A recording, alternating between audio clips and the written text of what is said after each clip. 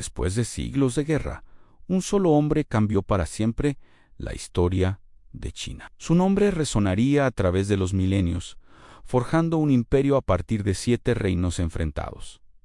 Este no es solo el relato de la unificación de China, es la historia de 2 dinastías que sentaron las bases de una civilización que perdura hasta hoy. Los Qin crearon un estado, los Han le dieron un alma. Acompáñame en este viaje a través del tiempo para descubrir cómo se construyó uno de los imperios más grandes y duraderos de la historia. Imagina un territorio dividido, desgarrado por más de 200 años de conflicto incesante. Este era el período de los reinos combatientes. 7 estados principales: Qin, Chu, Kui, Yan, Han, Shao y Wei, luchaban sin tregua por la supremacía. Cada uno tenía su propio gobernante, sus propias leyes, su propia moneda y hasta su propia forma de escribir. Era una era de caos,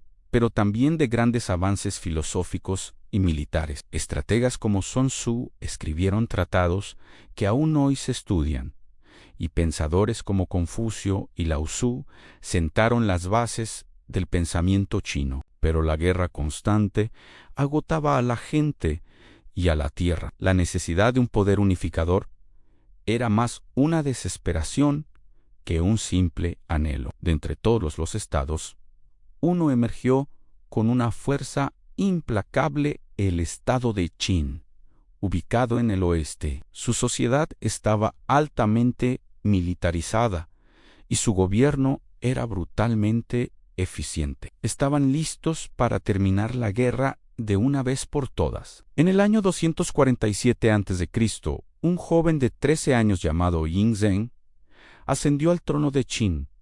Nadie podría haber imaginado que este joven se convertiría en el primer emperador de una China unificada, con una ambición sin límites y la ayuda de su brillante ministro, Li Si. Yin Zheng lanzó una serie de campañas militares fulminantes. Uno por uno, los otros 6 reinos cayeron ante el poderío de su ejército. En tan solo 10 años, para el 221 a.C., la conquista fue completa. Yin Zheng había logrado lo que nadie antes: unificar todo bajo el cielo. Pero no se detuvo ahí. Para marcar el inicio de una nueva era, adoptó un título completamente nuevo: Qin Shi Huang, que significa primer emperador de Qin. Su objetivo era crear un imperio que durara 10.000 generaciones. Para lograrlo,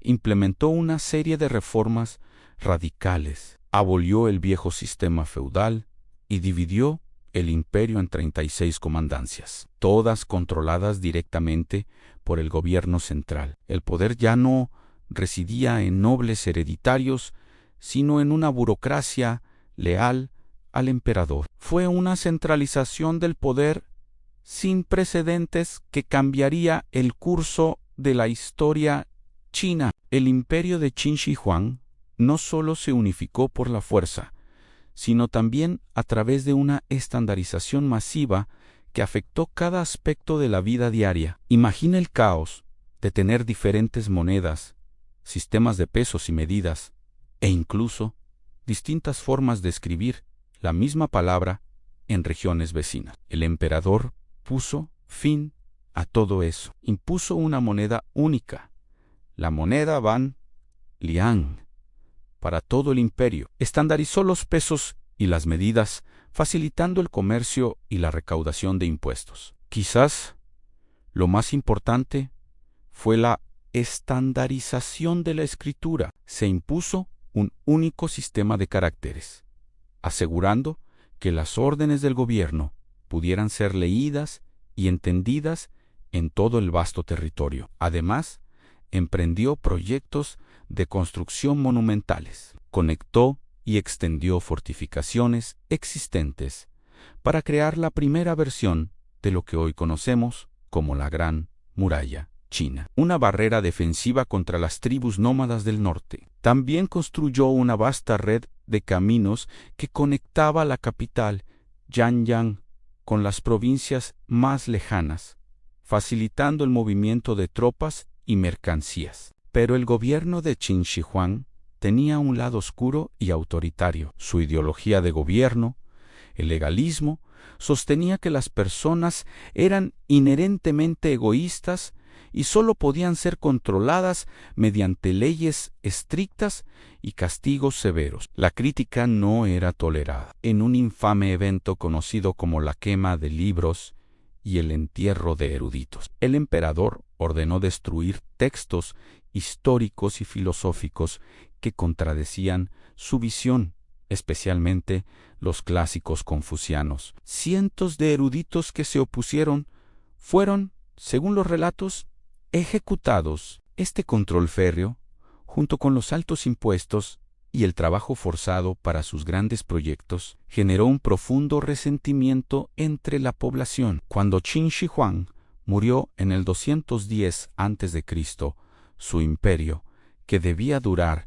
10.000 generaciones, apenas sobrevivió 3 años, mas An, su débil sucesor, no pudo contener las masivas rebeliones que estallaron por todo el país. La dinastía Qin, tan poderosa y brutal, se desmoronó tan rápido como se había levantado. Del caos que siguió a la caída de los Qin, emergió un líder improbable, un Liu Bang. A diferencia de los aristócratas y generales que competían por el poder, Liu Bang era de origen campesino, un funcionario local de bajo rango, con un carisma innegable. Tras una brutal guerra civil contra su principal rival, el noble general Xiang Yu, Liu Bang salió victorioso y en el año 202 a.C.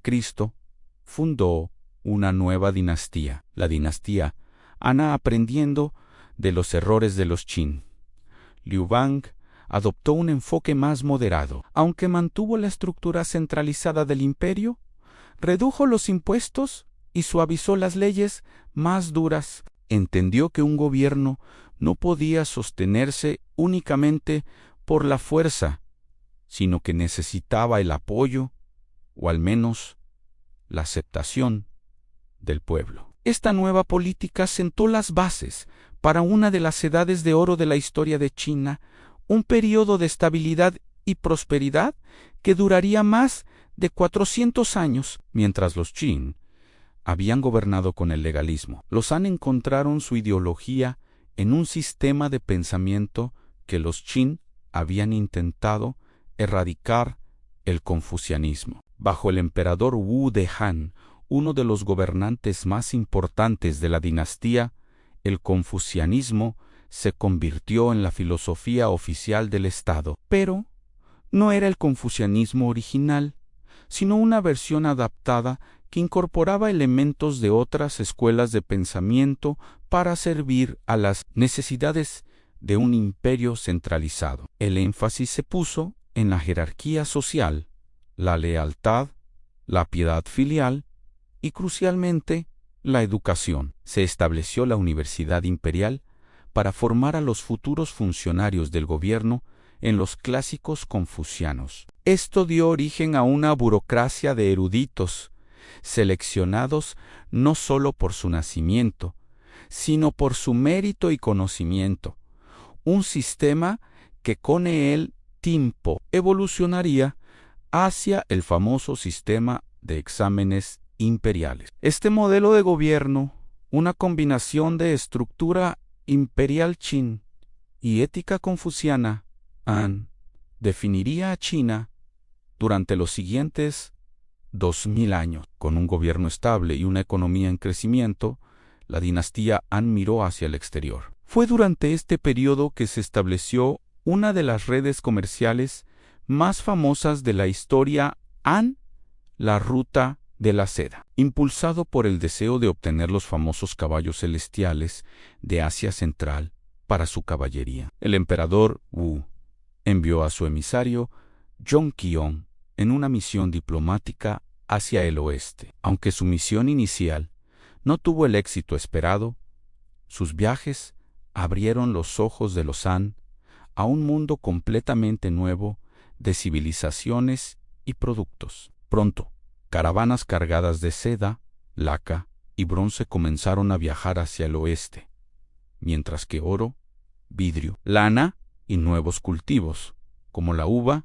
y el alfalfa, fluían hacia China. Esta red no solo transportaba mercancías, también era un conducto para las ideas, las tecnologías, las religiones, como el budismo, y las enfermedades. La ruta de la seda conectó a China con Asia Central, India, Persia, e incluso el Imperio Romano, convirtiendo a la dinastía Han en una verdadera potencia mundial y expandiendo su influencia cultural y política mucho más allá de sus fronteras. A pesar de sus 400 años de gloria, la dinastía Han no fue inmune a los ciclos de ascenso y caída. A lo largo de los siglos, el poder de los emperadores se debilitó, mientras que familias poderosas de terratenientes y eunucos de la corte acumulaban cada vez